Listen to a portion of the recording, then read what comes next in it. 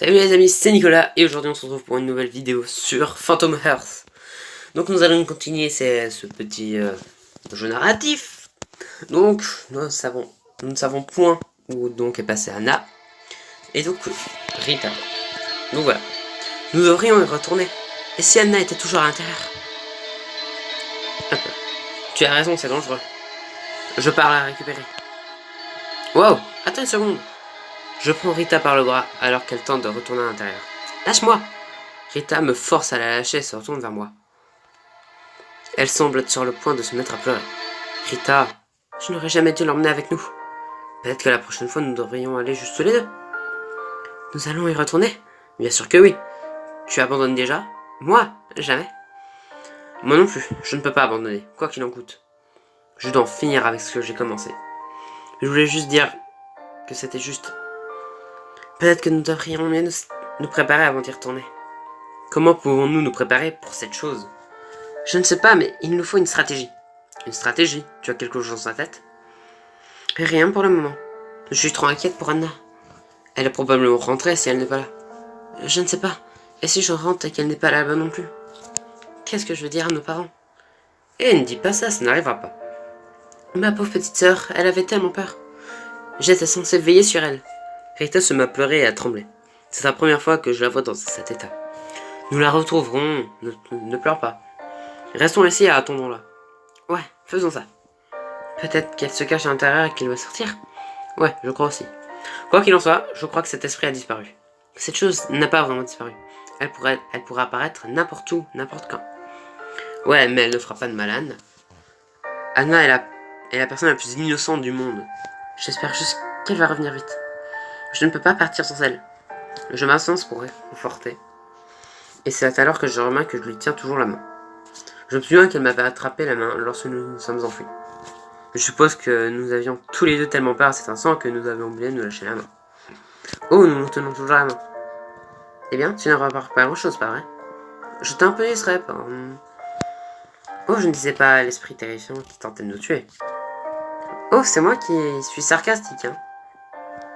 Eh, j'ai mes moments aussi. Rita ne semble pas montrer la moindre volonté de lâcher ma main. Je ne peux pas lui en vouloir, elle doit être vraiment nerveuse. Si lui tenir la main, comment ça... Si tu tiens la main comme ça aide à la calmer... Du coup, je lâche la main de Rita et elle reste déçue, blessée un peu même. Pourquoi est-ce que tu as lâché d'un seul coup? Est-ce que tu voulais que je garde ta main? Non, je viens de te demander de me lâcher. Eh bien, la voie est libre à présent. Et je suppose que j'ai gardé ta main pendant si longtemps parce que j'avais peur. Puis nous avons été distraits par Anna. C'est la seule raison. Il pourrait y en avoir une autre? Oh, laisse tomber. Les garçons peuvent être vraiment idiots parfois. Je ne vois pas ce que tu veux dire. Exactement. Tu viens de prouver ce que je disais. Quoi qu'il en soit, que devrions-nous faire pour Anna à présent? Je ne sais pas. Mais je ne peux pas rentrer sans elle. Est-ce que nous devrions chercher sur le campus? Pourquoi est-ce qu'elle traînerait sur le campus? Soit elle est là-dedans, soit elle est rentrée à la maison. Nous pouvons attendre encore un peu si tu veux. Ouais, faisons ça. Merci au fait. Pour? Tu sais, m'avoir sauvé. Si je m'en souviens bien, c'est toi qui m'as sauvé. Moi? Quand? J'étais figé sur place. Tu m'as pris par la main et m'as aidé à m'enfuir.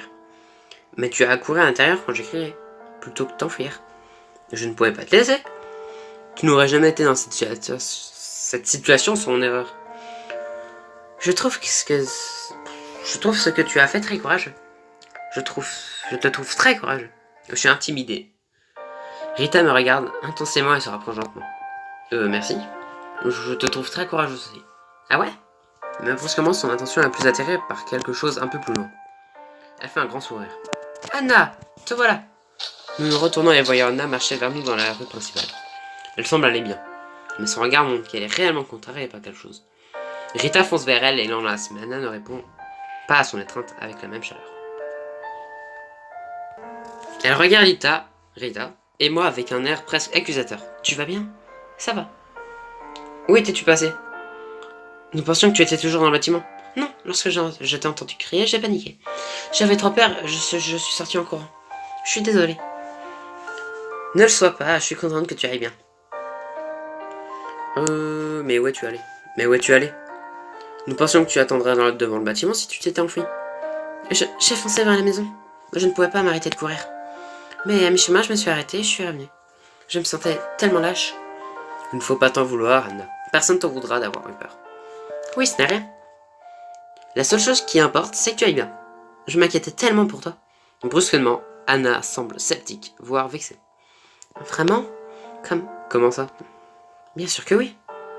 Nous nous attendions devant le bâtiment au cas où tu en sortes. On aurait dit plutôt que vous passiez un bon moment tous les deux. Rita semble mal à l'aise et coupable en entendant son accusation et passe à autre chose avec impatience. Ne dis pas n'importe quoi. Nous attendions juste que tu reviennes. Quoi qu'il en soit, qu'est-ce qui s'est passé là-dedans? Vous allez bien? Ouais, ça va. Mais nous nous sommes juste sortis en justesse. Attendez, quoi? Que s'est-il passé? Nous l'avons vu, Anna. Nous avons vu l'esprit maléfique pour de bon. Oh mon Dieu! À quoi est-ce qu'elle ressemblait? Elle flottait en l'air. Elle avait des yeux violets brillants. Rita tremble. Qu'est-ce qu'elle a fait? Elle a tenté de nous attaquer et elle nous a chassés du bâtiment. Et j'ai cru qu'elle allait nous tuer.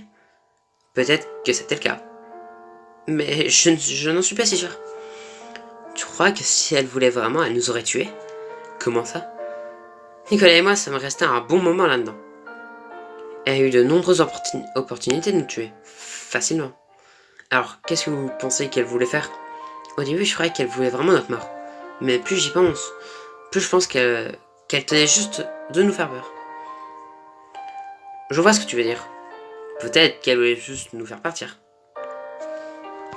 Ouais. Elle sait déjà que nous essayons de l'arrêter. Donc, tu penses que nos vies ne sont pas en danger? Je ne crois pas, non. Je pense que Rita a raison. Je veux dire, regarde-nous, nous sommes toujours là. Exactement. Elle aurait pu nous suivre en dehors du bâtiment et nous tuer. Il n'y a personne qui pourrait nous voir ici. Alors vous allez réessayer? Oui, mais pas aujourd'hui. Et la prochaine fois, tu ne viendras pas avec nous. Quoi? Pourquoi? Tu es sérieuse? Tu es retournée? Regarde à quel point tu as eu peur lorsque Anna a crié. Rita.